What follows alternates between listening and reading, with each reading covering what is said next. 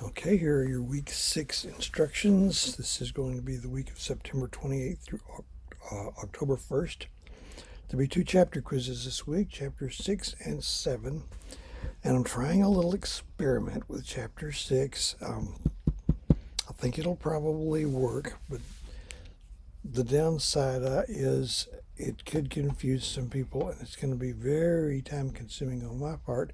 The upside is it'll enable me to make your 110s average in as 110s. So we'll see whether I continue it or not. So when you open the chapter 6 quiz, it's going to say not for grade. If it were for a grade, Canvas would want to grade it, and 110 would be 100, and 100 would be 91, such as that.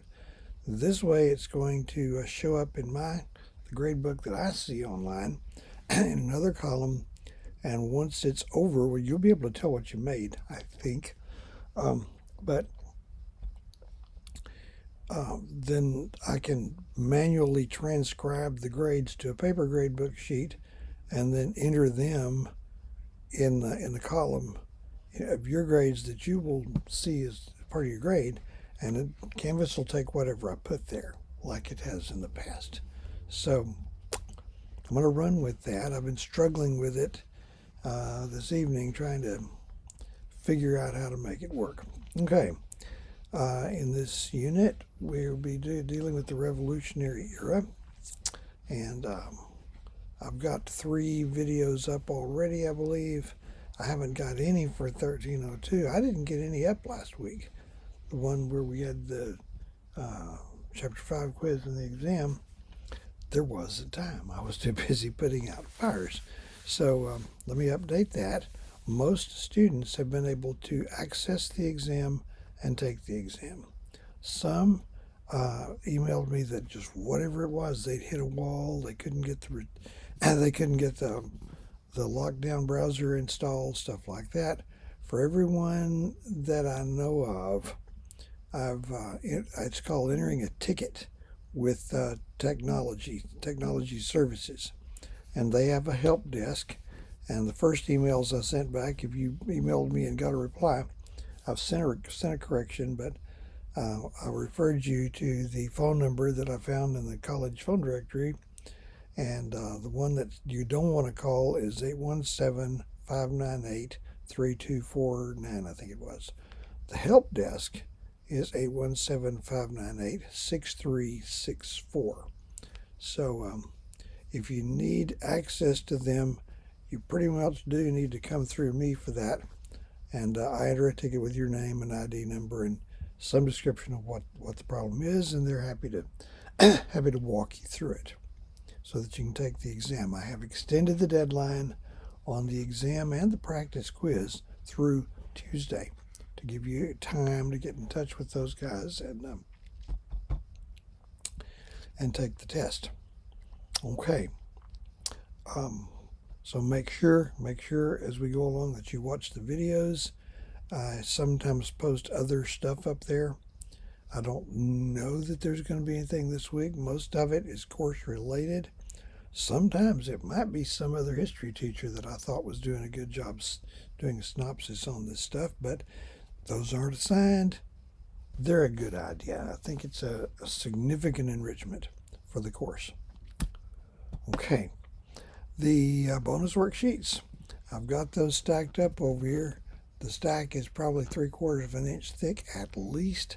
I don't want to start inputting those till I untangle this knot about my online gradebook and whether it's going to discount those. Haven't graded them yet. That's going to take me some time. I thought I was going to get a lot done this weekend, and I haven't. The way things go, I've entered a lot of emails and entered a lot of tickets. That's kind of what I've been doing lately. But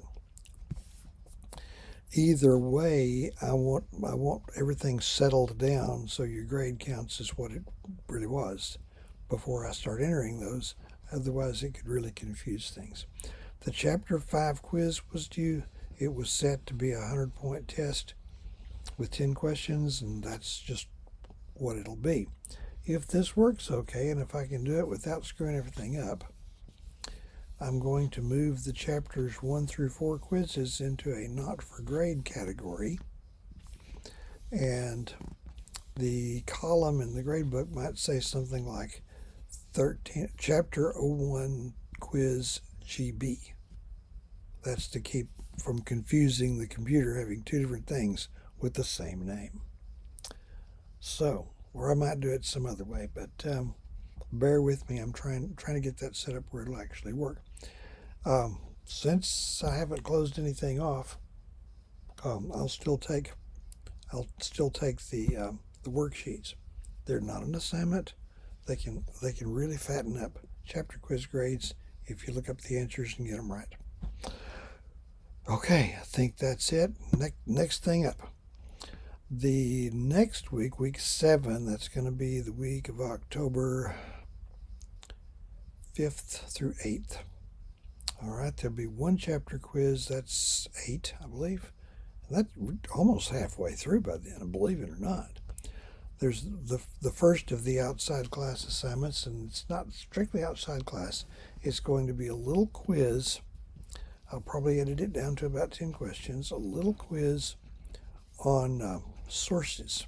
History is written from sources, and you're going to be shown active links to various historical sources. You're going to look at them one at a time and answer 2 questions about each one.